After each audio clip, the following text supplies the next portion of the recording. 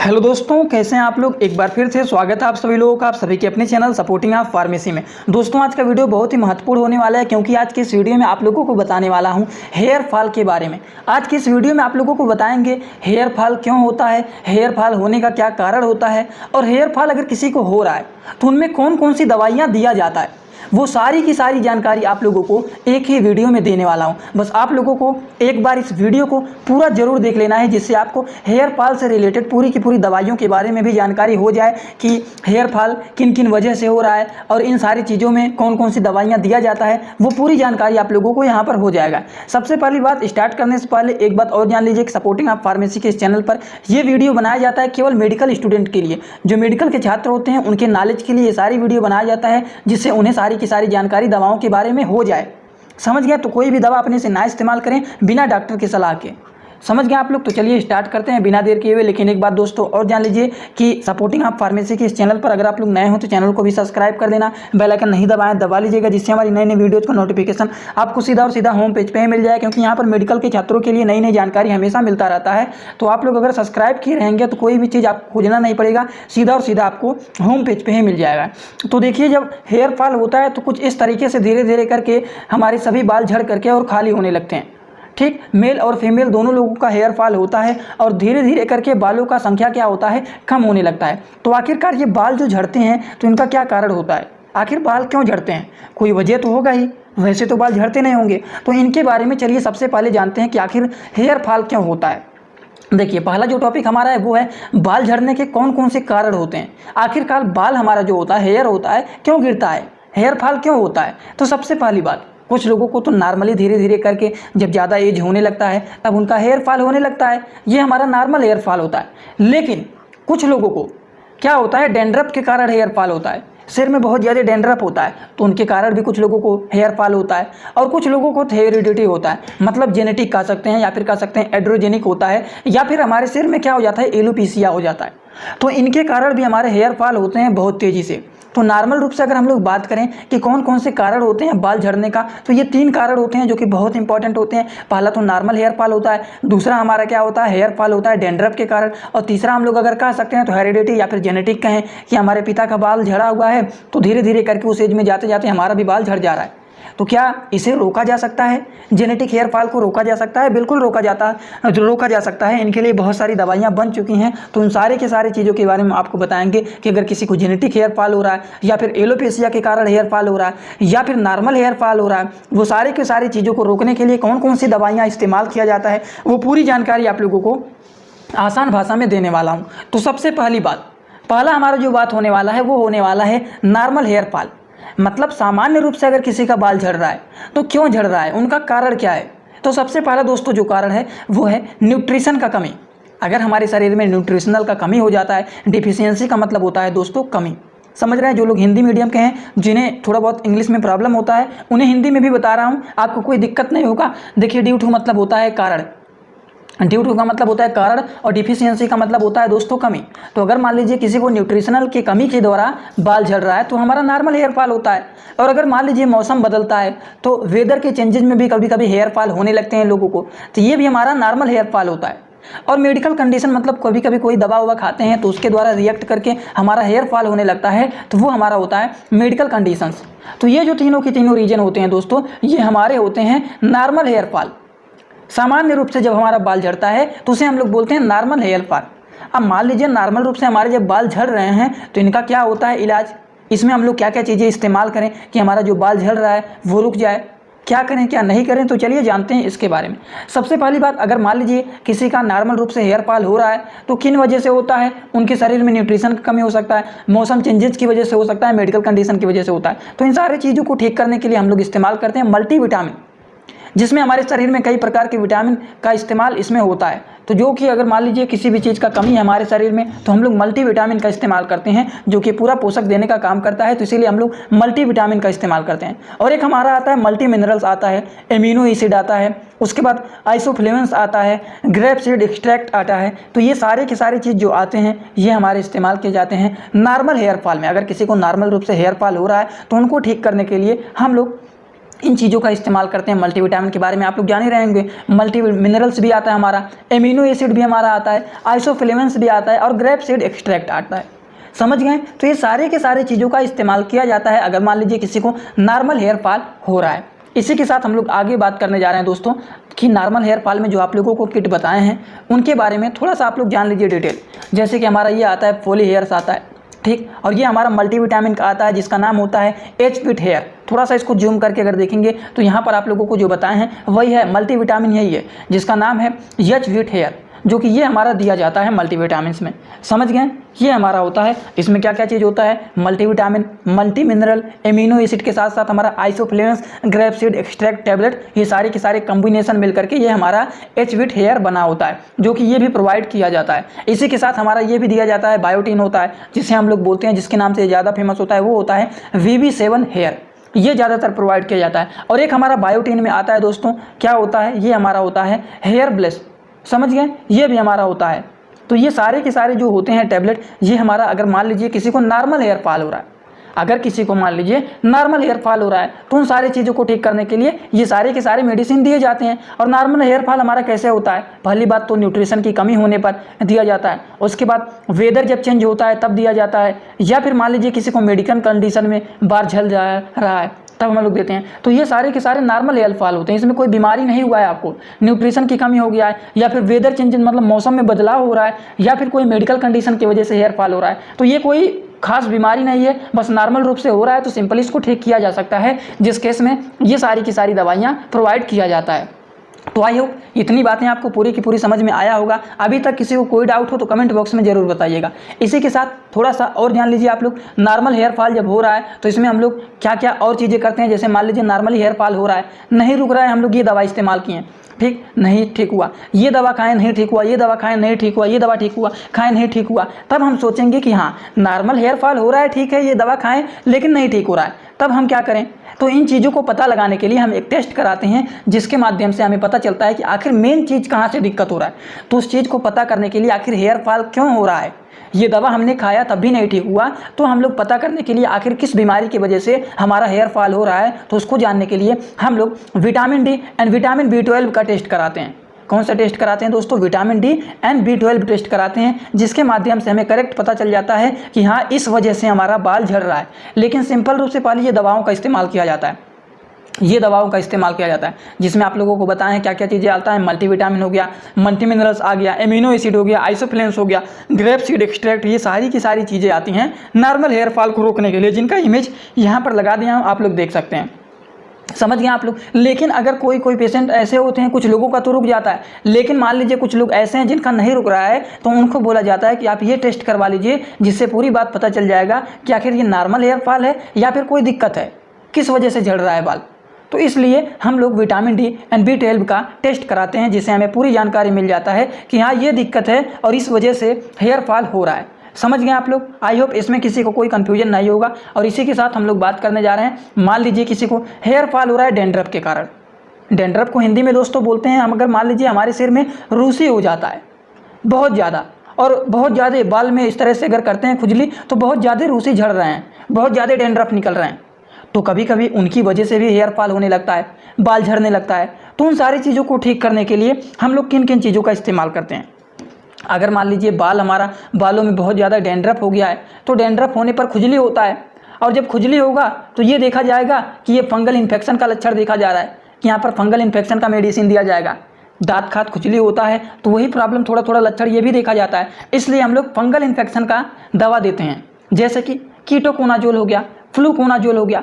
इस तरह के दवाइयों को प्रोवाइड किया जाता है मरीजों को, जिससे क्या होता है कि डैंड्रफ भी ठीक हो जाएगा, और जो खुजली होता है साथ में वो खुजली भी ठीक हो जाएगा, जिससे बाल का झड़ना भी रुक जाता है। तो इस केसेस में जो डॉक्टर लोग होते हैं वो ज़्यादा से ज़्यादा, अगर मान लीजिए किसी को डैंड्रफ के कारण हेयर फॉल हो रहा है ज़्यादा, तो उन केसेस को ठीक करने के लिए, उसे ठीक करने के लिए कौन कौन से दवा को प्रोवाइड करते हैं। तो इसमें दो कैटेगरी के दवा दिए जाते हैं, एक तो होता है टैबलेट और दूसरा होता है हमारा शैम्पू।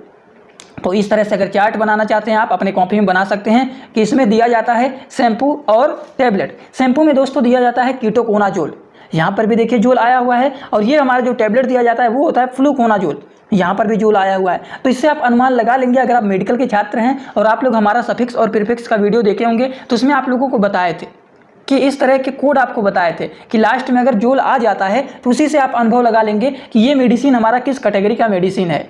तो जो लोग नहीं देखे हैं जाकर के देख लेना, बहुत सारी वीडियो बनाए हैं जिसमें आपको बताए हैं कौन सा दवा किस काम में आता है, उसमें पूरी जानकारी दे दिए हैं। अब यहाँ पर देखिए इस तरह के मेडिसिन आ गए, अगर आप लोग वो लेक्चर देखे होंगे तो आपको तुरंत अनुमान लग जाएगा कि हाँ ये मेडिसिन हमारा किस कैटेगरी का मेडिसिन है, ये किस बीमारी में काम आता है। तो आप तुरंत देखते ही पहचान कर लेंगे कि ये हमारा फंगल इन्फेक्शन में दिया जाता है। तो इसके शैम्पू भी आते हैं जो कि हमारे देख सकते हैं आप लोग, कीटोकोनाजोल में बहुत सारे शैम्पू हैं। एक हमारा कीटोकोनाजोल शैम्पू है जो कि हमारा कोना नाम से फेमस है, एक यहाँ पर भी कीटोकोनाजोल शैम्पू है, एक हमारा क्या है ये भी कीटोकोनाजोल है जो कि किस नाम से जाना जाता है, निजोरल के नाम से है ये, समझ गए। यहाँ पर बीपी लिखा गया है 2%, मतलब 2% के अमाउंट में इसे मिक्स किया गया है। और बीपी का मतलब क्या होता है तो जो लोग को पता है उन्हें पता ही होगा, जिन्हें नहीं पता है। और यहाँ पर आईपी लिखा गया है, तो इनका मतलब क्या है, जो लोग पहली बार इस वीडियो को देख रहे हैं वो थोड़ा सा जान लीजिए इनके बारे में कि इनका मतलब क्या होता है। और जिन्हें पता है इनके बारे में वो वीडियो को भगा देना, टाइम वेस्ट जिन्हें लगता है। जैसे जो लोग डेली देखते हैं हमारे वीडियो को तो उन्हें तो याद ही हो गया है, तो उन्हें थोड़ा सा वीडियो लंबा लगने लगता है। लेकिन जो लोग इस वीडियो को पहली बार देख रहे हैं उन्हें इनके बारे में नहीं पता है, इसीलिए सोचता हूँ बता दूँ कि कुछ लोग पहली बार आए हुए हैं इस वीडियो को देखने। ठीक, तो चलिए इसको जान लेते हैं। सबसे पहली बात, जो फार्माकोपिया होता है दोस्तों, ये 3 कैटेगरी के होते हैं हमारे। एक हमारा होता है आईपी, दूसरा हमारा होता है बीपी, जिन्हें पता है वो वीडियो को थोड़ा सा भगा देना जिससे आप लोग को इसमें बोरियत ना हो। एक हमारा होता है यूएसपी। तो दोस्तों जान लीजिए आप लोग, अगर किसी दवाओं के ऊपर, दवाओं के नाम के बगल में आईपी लिखा गया है तो वो दवा हमारा इंडियन फार्माकोपिया का दवा है, उसका और कोई मतलब नहीं है। वहीं अगर किसी दवाओं के सामने बीपी लिखा गया है तो इसका मतलब है ब्लड प्रेशर या फिर कोई और, आप लोग अनुमान मत लगाने लगिएगा। ठीक, तो ये दवा हमारा होता है ब्रिटिश फार्माकोपिया का, बीपी का मतलब ब्रिटिश फार्माकोपिया का ये मेडिसिन है। वहीं अगर किसी दवाओं के सामने यूएसपी लिखा गया है तो आप तुरंत समझ जाएंगे कि वो दवा हमारा यूनाइटेड स्टेट फार्माकोपिया का है। बस यही 3 चीज आपको जानना है और कुछ नहीं जानना है। अगर आईपी लिखा गया है किसी दवाओं के ऊपर तो वो इंडियन फार्माकोपिया का दवा है, बीपी लिखा गया है किसी दवाओं के ऊपर तो वो हमारा ब्रिटिश फार्माकोपिया का है। वहीं अगर किसी दवाओं के ऊपर यूएसपी लिखा गया है तो वो हमारा यूनाइटेड स्टेट फार्माकोपिया का है। समझ गए आप लोग ये। तो ये जो हमारा होता है दोस्तों, क्या ये जो हमारा शैम्पू होता है कीटोकोनाजोल नाम से होता है। कीटोकोनाजोल के कई कैटेगरी के शैम्पू आते हैं, तो ये प्रोवाइड किया जाता है अगर बालों में रूसी हो जाते हैं, डैंड्रफ हो जाते हैं तो उन्हें ठीक करने के लिए कीटोकोनाजोल शैम्पू भी दिया जाता है। और प्लस कभी कभी टैबलेट भी दिया जाता है जो कि फ्लूकोनाजोल के नाम से फेमस होता है। तो यहाँ पर बीपी लिखा गया है तो इसका मतलब ये हमारा ब्रिटिश फार्माकोपिया का है। जूम कर देता हूँ तब दिख जाएगा।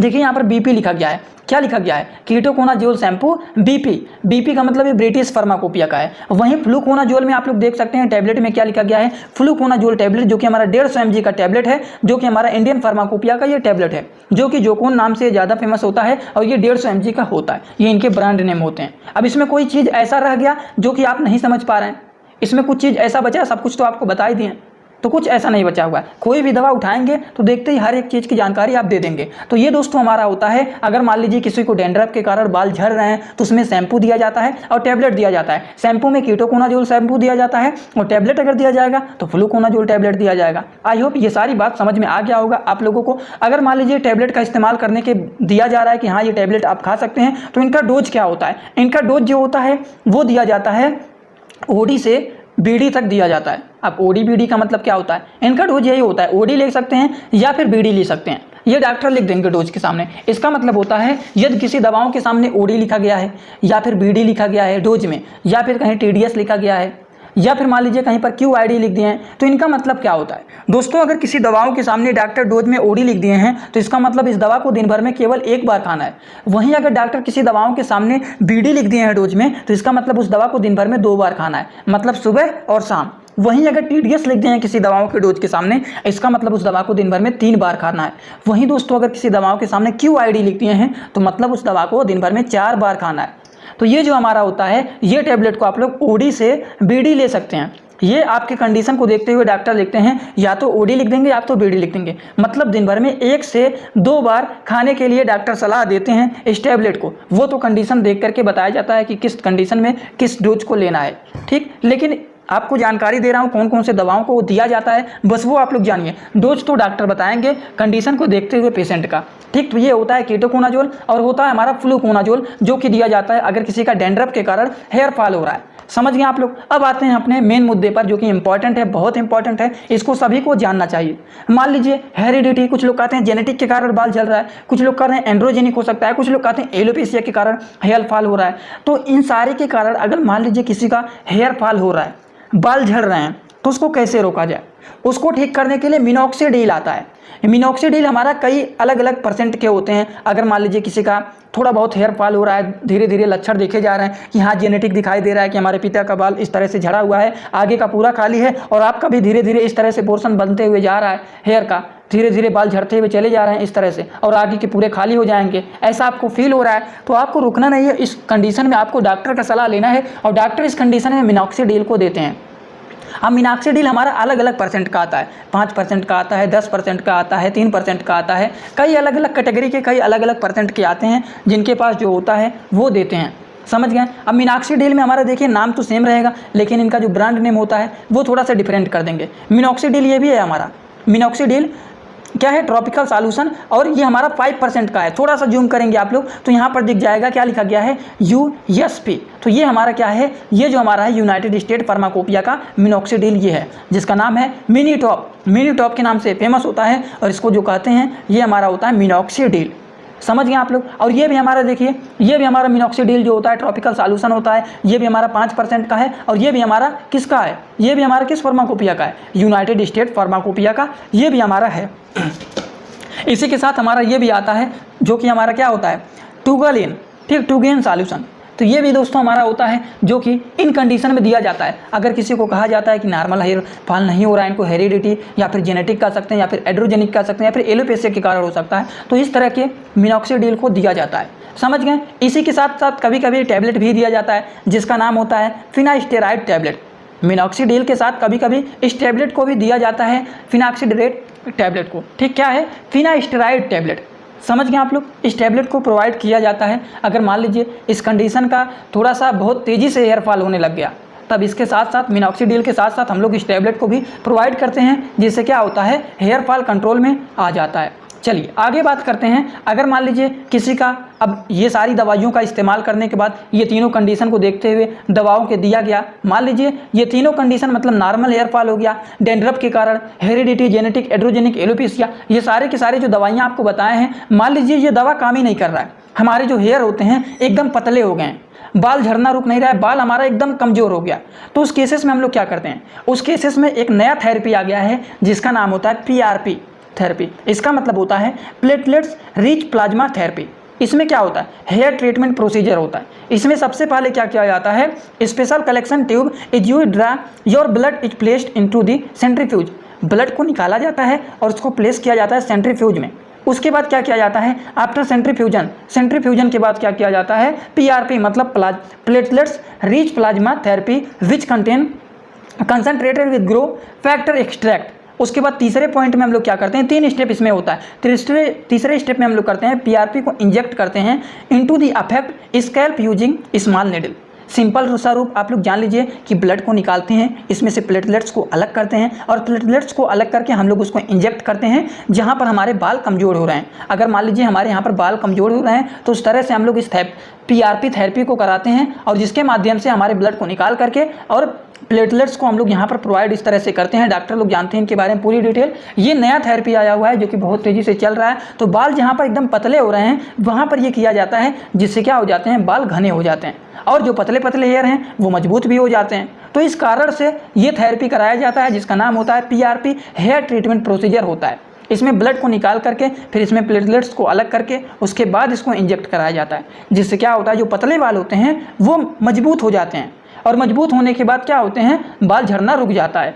जो बाल पतले हो जाते हैं वो टूट टूट करके धीरे धीरे खाली होने लगता है।